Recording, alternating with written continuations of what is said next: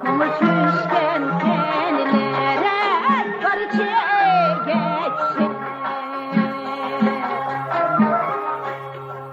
Topluluğun yarına pazar demeyim. Özlem tapan balalar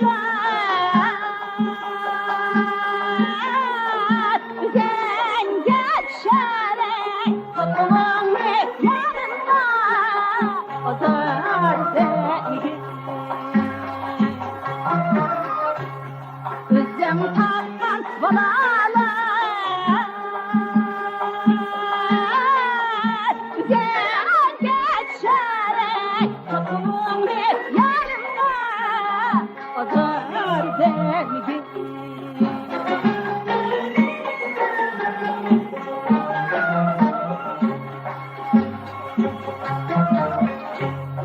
Zehretin var kurulay, yere ilkinde.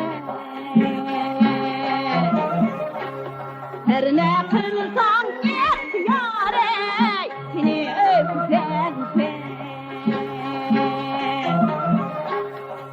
Zeynep Vanır'ın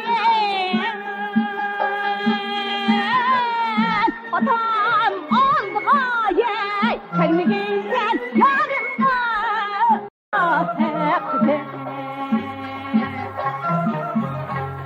Atam seni güvendim hermanlar geriye, ne işin vardır senin yakşı yamanlı terkisi. Atam seni güvendim hermanlar geriye, ne işin vardır senin yakşı yamanlı